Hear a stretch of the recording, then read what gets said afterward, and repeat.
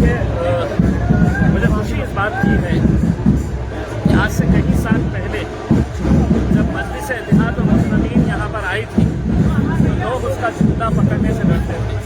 तब इनमें से बहुत सारे ऐसे नौजवान थे, उन्होंने ये झंडे को संभाला और आज ये वक्त आ गया है कि मजलिस की एक सीट हासिल करने के लिए 50-50 लोग कतार के अंदर खड़े हुए हैं। यकीनन मैं भी समझ सकता हूँ कि बहुत सारे लोग नाराज़ होंगे और मैं उनसे सबसे पहले तो मजलिस इत्तेहाद मुस्लिमीन के महाराष्ट्र के सदर की हैसियत से वो तमाम उम्मीदवारों से मैं माज़रत चाहता हूँ, मैं उनसे माफ़ी चाहता हूँ और मैं ये उम्मीद करता हूँ कि हमने जो भी फैसला किए हैं वो मजलिस के हित में किए हैं, मजलिस की भलाई के लिए हमने किए हैं। यकीनन जब 50 लोग रहेंगे और किसी एक उम्मीदवार को अगर देना है, बाकी उम्मीदवार किसी भी लिहाज से कम थे ऐसा नहीं है, वो भी उतने ही काबिल थे, लेकिन बहुत सारे वजूहात को सोचते समझते हुए हमने ये फैसला लिया है।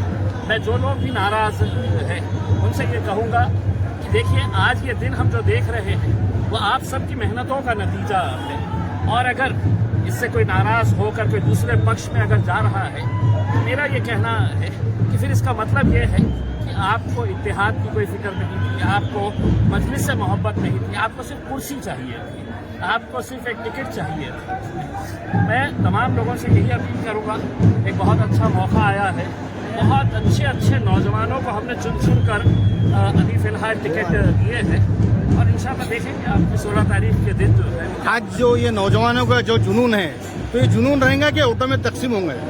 इंशाल्लाह मजलिस महाराष्ट्र में सबसे बड़ी ताकत अगर कहीं पर बनी है तो वो औरंगाबाद के अंदर बनी है। यहीं के औरंगाबाद की आवाम ने पूरे हिंदुस्तान के अंदर एक पैगाम दिया कि इत्तेहाद में अगर हम रहेंगे तो हमारी कैसी ताकत बन सकती है। यही जोश था, यही जुनून था, यही दीवानगी थी जो 2015 के अंदर हम 26 कॉरपोरेटर्स चुनकर लेकर आए थे। एक MLA यहाँ पर बना, एक MP यहाँ पर बना और आज जब ये वक्त आया है तो सारी सियासी ताकतें एक तरफ है और ये नौजवान, ये दीवानों का हुजूम जो है वो आप इंशाल्लाह देखेंगे कि 16 तारीख के दिन ये शहर का रंग कैसा होगा। आपके विरोधकों ने आपके पोस्टर भी जलाए, आपके पोस्टर भी फाड़े, क्या आप उनको बनाने की कोशिश करेंगे? देखिए, वो भी मेरे अपने हैं और मैं जैसा पहले कहा हूँ कि उनकी नाराज़गी जायज़ है, मैं ख़तई उनसे खफा नहीं हूँ, मैं ख़तई उनसे नाराज़ नहीं हूँ, वो भी मेरे अपने हैं। लेकिन जैसा मैंने आपको बताया है, अगर किसी एक को अगर हम टिकट देते हैं तो बाकी जितने भी उम्मीदवार हैं उनको भी ऐसा लगता है कि यार ये टिकट मुझे मिलना चाहिए था।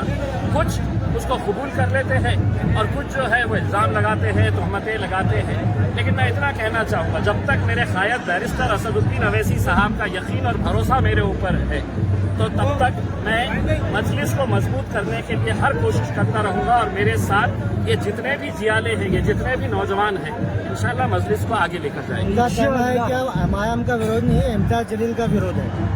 ठीक है, हो सकता है ना, अगर असदुद्दीन अवैसी साहब ने इख्तियार अगर मुझे दिए थे कि आप अगर ये फैसला करें करके, मुझे उनसे सिर्फ एक ही सवाल करना है कि आप मुझे ये बता दें कि ऐसा कौन सा उम्मीदवार है जो आपको लगता है कि इम्तियाज जलील ने गलत फैसला लिया है। अगर गलत फैसला लिया होता तो इतनी सारी हुजूम जो है वो उनके साथ नहीं रहता। ठीक है, जो ख्वाहिशमंद थे, जिनको ऐसा लगता था कि हमें मिलना चाहिए, नहीं मिला, लेकिन इसका मतलब ये नहीं है कि वो मजलिस ही नहीं है। वो कल भी हमारे थे, आज भी हमारे हैं और आने वाले वक्त के अंदर भी।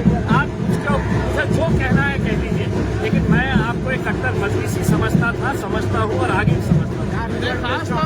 खासतौर उसामा को लेकर उनके अंदर नाराजगी है।